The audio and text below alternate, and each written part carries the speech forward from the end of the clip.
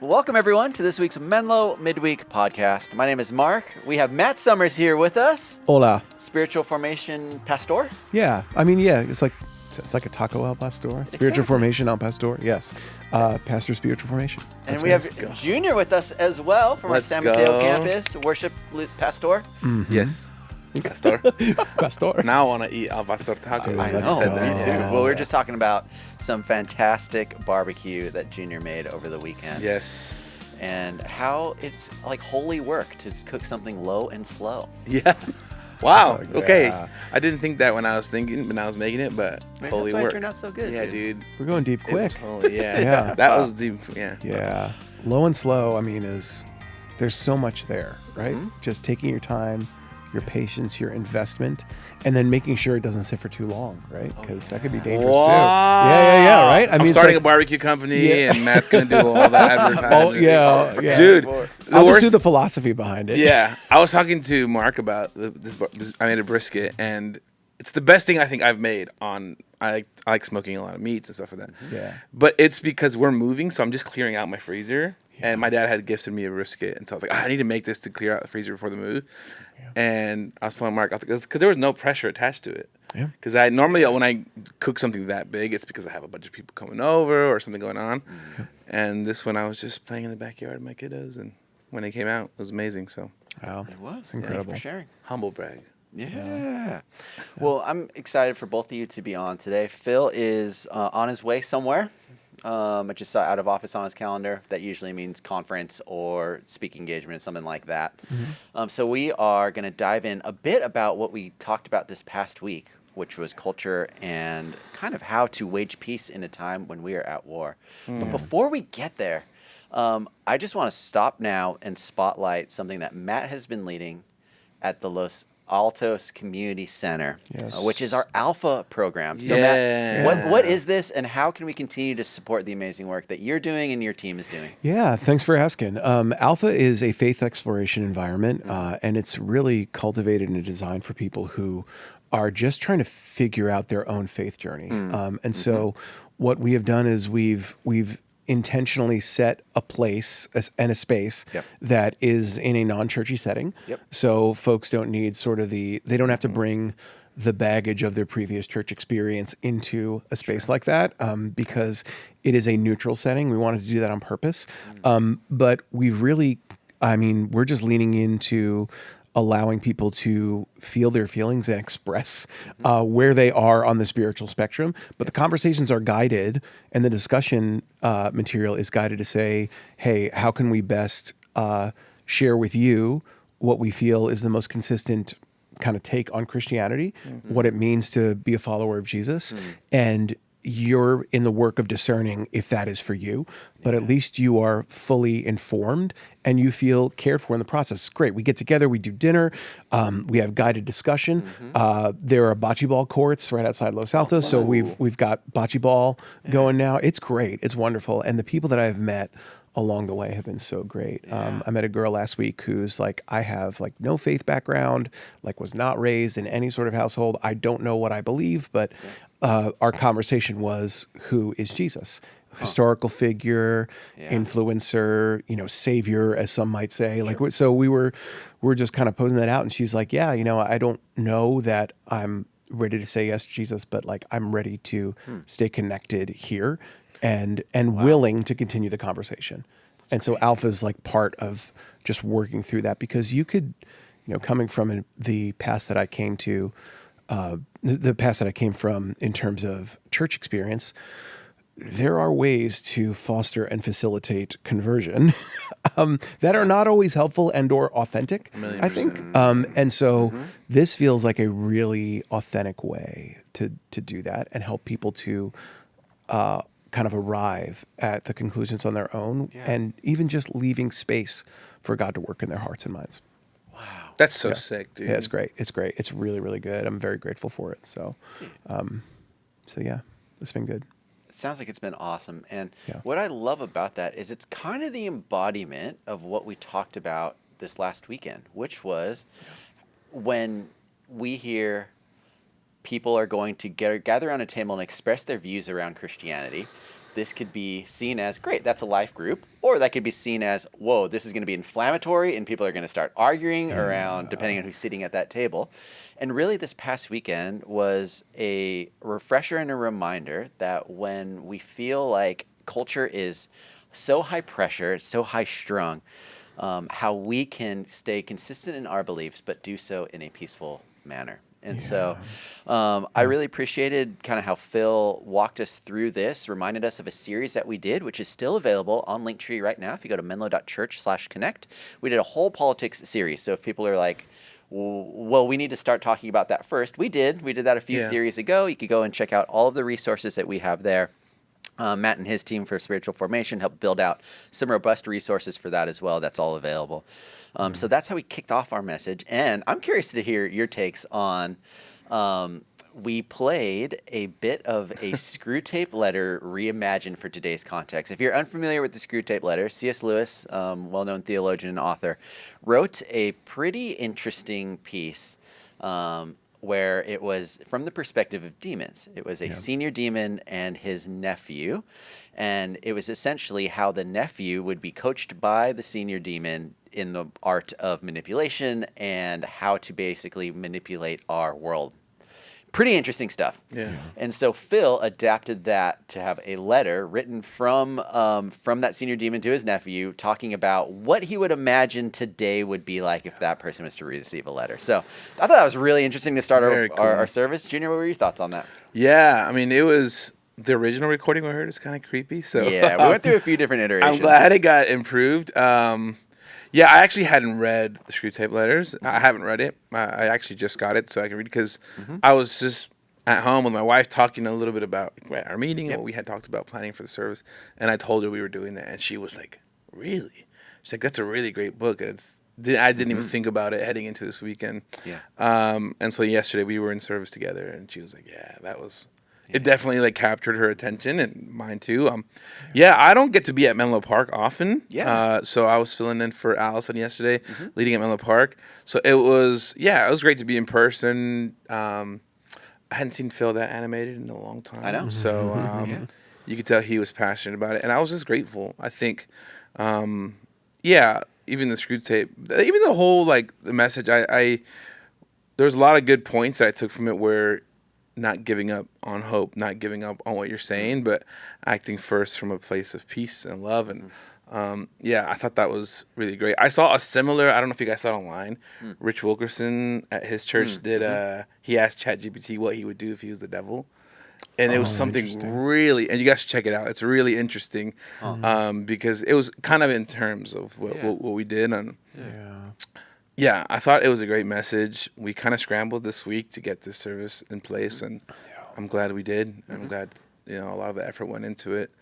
I come from a background where maybe we don't always think first or pray first before we say something that could be about such a decisive topic. And so I'm grateful that this was something. I know Phil and our elders and a lot of our staff fasted the weekend leading into.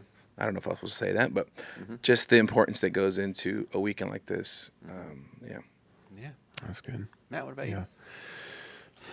So many feelings all at once. I mean, first of all, I just want to say I was attending Menlo Park yesterday. One of my roles, I get to jump around to different campuses, which I love to be able to do now.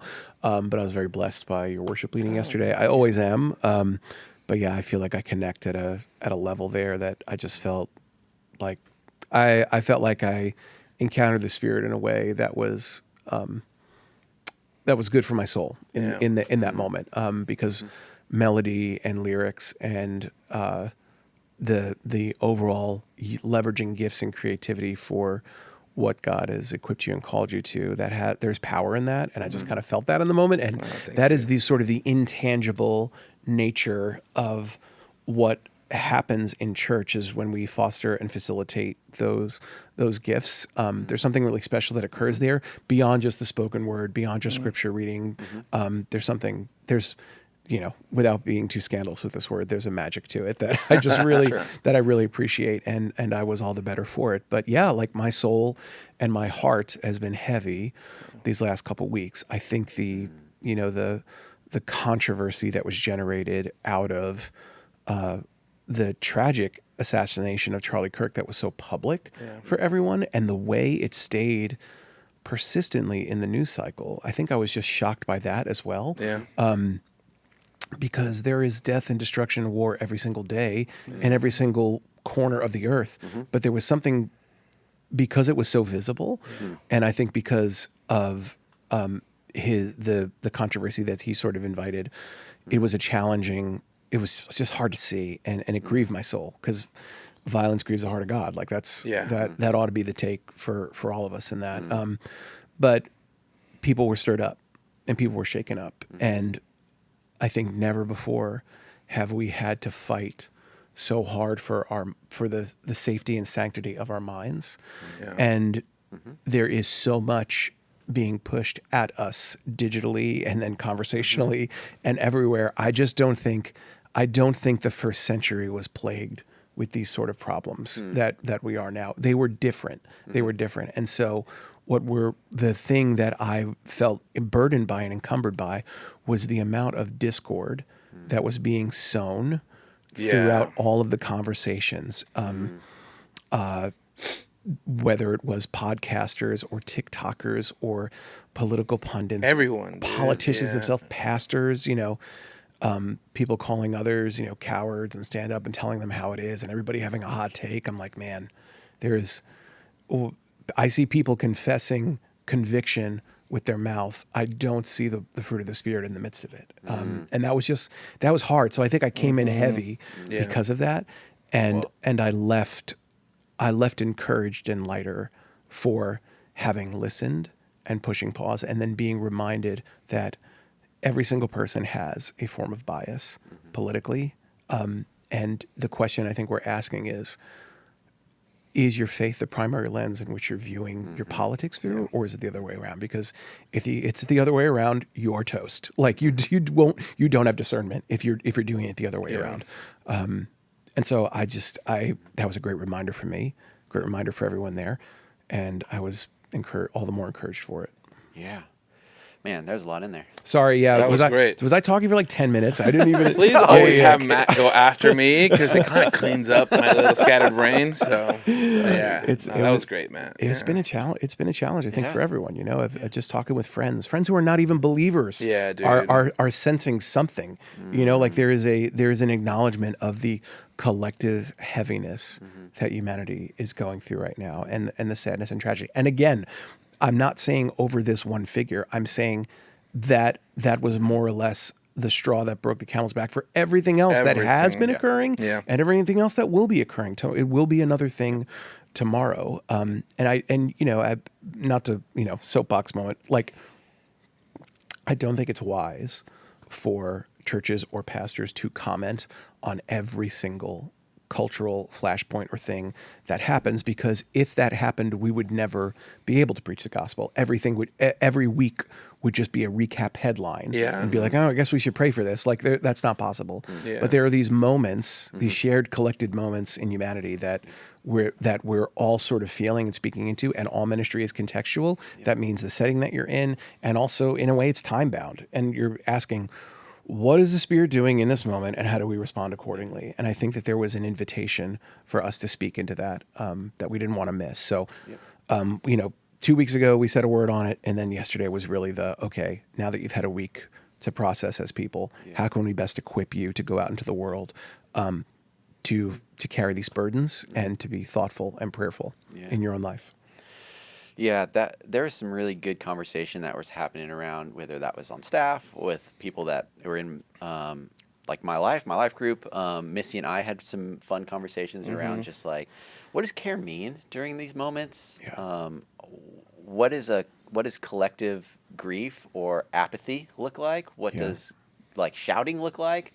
How do we know the difference? But I love that, Matt, there's something in there that you said where if you view your lens of the world through your relationship with Jesus, then that's really the first step towards discernment or wisdom. And so as I'm listening to that, Matt, and Junior, I'm curious about what you would have to say about this too.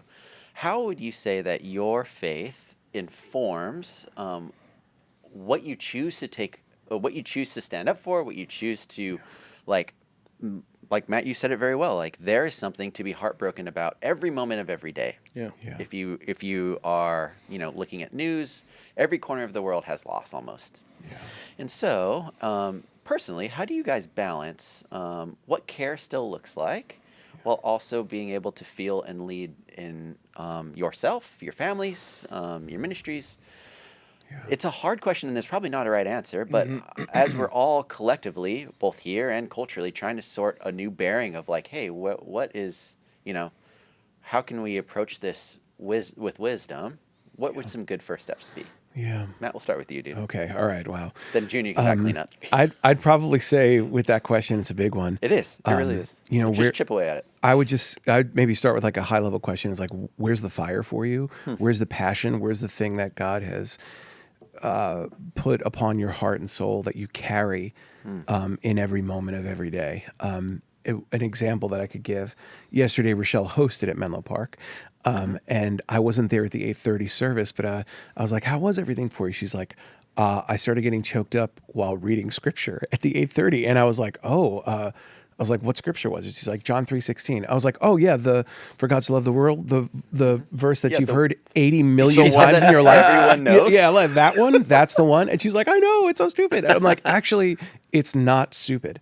That's actually the work of the Lord, like in your heart and in your soul. That's something that like God has done something there for you, and explore that." So I would say to your question, like, where's the passion for you? Where's the fire for you? Where's the burden for you? What has God uniquely gifted you and also put the need on your heart, or what like Buechner says, your talents and the world's hunger, like meat, like those sort of things, like explore that idea. I think for some, carrying the burden and the pain and the challenge of grief, like there are some people out there who are living in a way that their faith is informing everything that they do, and they are maybe sitting on skills or abilities that can actually shape and change the world, whether it's through administrative gifts, or whether it is through maybe being a prophet and saying things that the church or people need to hear in a moment, but they'll never have the status or the celebrity of it. Like there are just things that God is calling us to, or inviting us to every single day. What is that thing, and how are you living it out? Okay, so let's start there. I'll shut up now. Damn, that's great. Yeah, I think a lot. Maybe Mark, you as well, as a new father. Maybe not as new for me, 20 months in, but even every night, Abigail and I will put the babies down to bed, and we pray together with the babies. And it was funny because I think about 3 or 4 weeks ago, we intentionally with Abigail just started praying over the kids, and then over different things, and kind of what you said earlier. Wow. We realized we can't pray for everything, and it's because He's God that His heart can break for everything. But I think you'd probably be depressed if you focus on that stuff all the time. But there are people who we can reach, and for example, my sister, she is a counselor for families of low income at school, and she'll come and hang out with us, and she'll just kind of open up her heart about some of the hard stuff that she is dealing with, and just thinking about those kids and thinking about the heartbreak that's in our backyard, right? Not so much the bigger scale things. Not that we don't obviously pay attention to this stuff, but I think there is things to. I don't know. I think praying for discernment of, hey God, who are the people I can reach, and who are the people I need to hand off to you that you can reach and I can't. And I think that when I was praying for my kids, now what we do is in that prayer we include someone who we know. Someone who we know is maybe is going through something, and my kids don't understand right now. But my hope is that as they're getting older, they know that every night that we go to bed, sure, we're praying and saying thank you to God for everything that He has done for us, and but also we're praying for those who we know are in need of a prayer or in need of us as family. And so, I think that's great. I don't know, especially in this season where, kind of what you were talking about, Matt, earlier, the input is so much. I constantly find myself praying to God and crying out to God, hey, first teach me how to care and for my kids and how to raise them to be people who can, think through your lens first, right? And it's super hard to do that because at times I also will find myself being in a deep dive in social media and the news and I don't know. I think maybe finding more time to be in scripture than to be that. Sounds like a super spiritual answer, but this week I found myself reading the Bible way more because I could tell my soul like just needed to be fed a little bit more truth, right? Yep.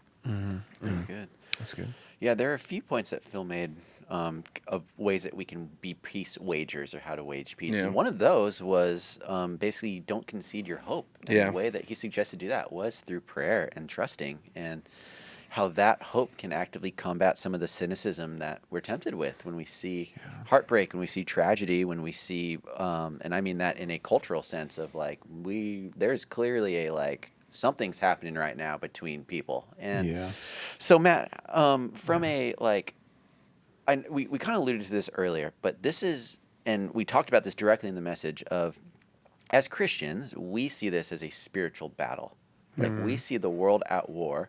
Sure, there is some surface stuff that's happening, but we are called to try to battle the powers and principalities that are actively waging war around us. Yes. So, I guess how does that overlap with, let's say, some of your friends that you've talked with? You see this world in a different lens than they see this world from. Yeah. Where do those intersect? How do you balance that? And how do you provide care or provide, whatever that looks like for some of our friends that are like, you know what I mean? Yeah. It's I'm funny. one of those friends. No. Yeah, for sure. And I easily, if I don't remind myself, like, hey, there's more going on here. Yeah. It's so easy to slip into the temptation that we're all, like, probably fed on purpose. Yes. 1,000,000%. Yes. Yeah.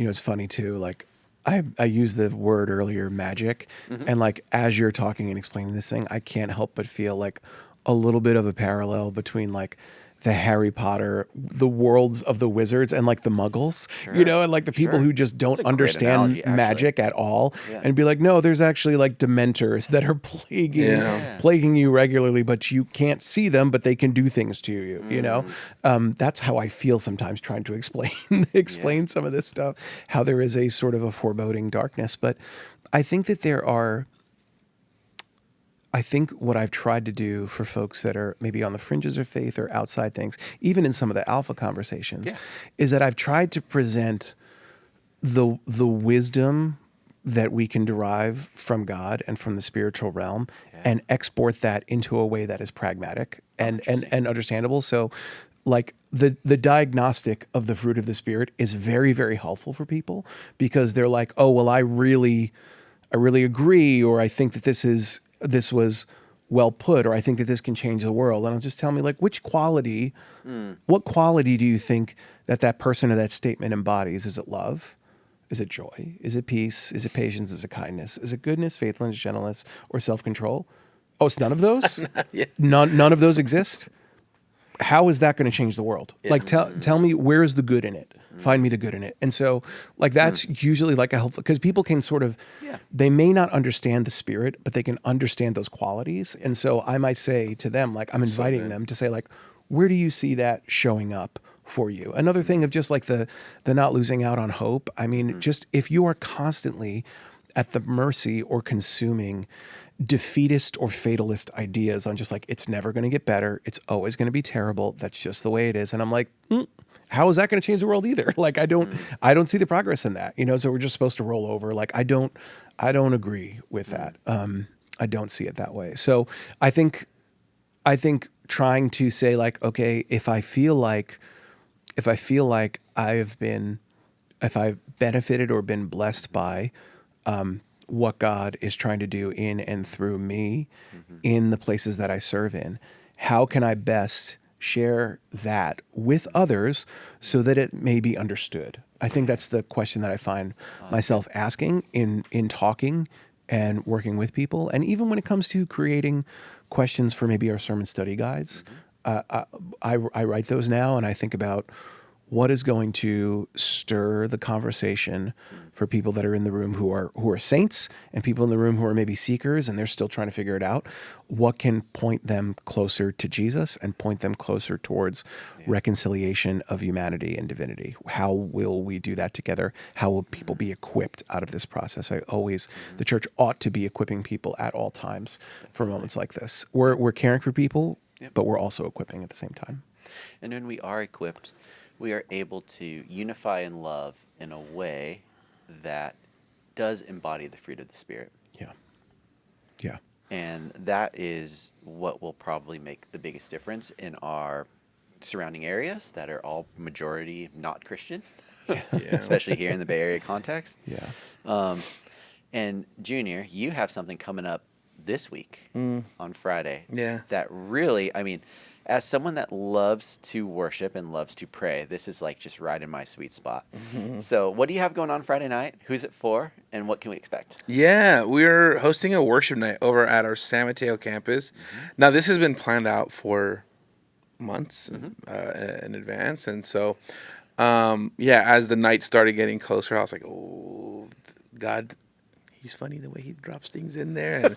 And just talking with people who are excited for the night. They're like, oh, you guys are doing this because of everything going on. I'm like, no, we're doing it because God's worthy of our worship. Right? And it's been planned that. And but also I felt the conflict, right, in myself. And as we were planning for the night, I even was just thinking about, do we need to pivot? Do we need to do all these things and pray more for the nation? And the more I was praying about it, I was like, no, we just need to worship God because he's good in every season. And our campus has loved worship nights in the past, and we haven't done one in a while, so we're really excited. But we decided to just make it open for everyone, any campus. And I shot out an email to all of our worship and production team and to our staff, just letting them to know, hey, we're not actually planning any like spectacular. No one's coming in from a harness. Oh, yeah. I don't think they make harnesses for my size to come in. A harness? Yeah, dude. We're not going We're not gonna have fireworks. We're not gonna have anything like that. I think, we just want to worship and still pray for our city and for our church and the impact that we can have. What is at our reach, right? What can God do? But also, just say, hey, God, even in the midst of everything.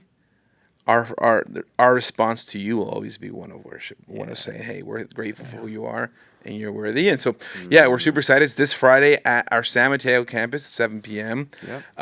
It's all volunteers and our band. It's going to be really great to just, I know they're excited. They've been prepping well, and we're doing a couple throwbacks, which I'm the king of wanting to do throwbacks. So awesome. I'm excited. And then Mr. Softy's hanging out. What better way I'm already there to finish the worship night than I'm there in spirit and in truth. Yeah. I'm there. And I'll just say too, like, if you're a person who's on the fence and be like, why would I go to like a night where a bunch of people are going to be singing songs I don't know or don't relate to? I'll just tell you, as a person who I've gone to more concerts this year than I think ever in the history of my existence before. And I've gone to shows where I didn't know songs like of bands and things like that. And yet I was still like moved and positively influenced by the experience, whether it was from what was being shared on stage or even just the collective experience of being around other people. And I would just say, from like the spiritual end of things, the pastoral end of things, like just 10x that experience for what worship can do. Like, if you're open to that idea, it can really move you and motivate you to experience something that maybe you haven't ever experienced before. Yeah, it'll be fun. I'm excited. It will be. Yeah, that'll be great. Well, thank you both for being on. Yeah. Thank you for having us. I appreciate how you guys are leading in your communities, leading in your families, and just trying to really care for the world around us. And so my hope is that people, as they go out throughout this week, will be able to carry that peace and that unity that we're trying to sow here as Christians at this church, and take that into the places and spaces that we live, work, and play. And so thank you all for helping out. Yeah. We'll see everyone else Friday night. If you go to menlo.church/connect, There is a link there for Yeah, the more events information, times, dates, that kind of a thing. Be praying for Alpha as well. Yeah. Matt, if someone's like, I'm hearing this, but I know Alpha already started, are we still taking signups or anything like that? Definitely. If you're Okay. still interested in Alpha, just show up. Sign up, I would say. There's still stuff on the link tree, Yeah. or you can email me, Okay. msummers@menlo.church. Great. Pastor Mark. Yeah, pastor spiritual formation. Yeah. But we would love to have you there. Great. You know, it's we're still in the first third of the experience, Okay. so you're welcome. Let's go. Awesome. And or if you're hearing this and you're like, hey, I might want to try to help out and sit in on one of these tables, help maybe lead, maybe this is my way to help sow peace or direction. Yes. I'm sure Matt would love to talk to you, and his team would be open to seeing if you could come shadow or come help out for the night. We're We'd love always that. looking for ways in which people that want to take a next step can. And so reach Yeah. out to Matt as well.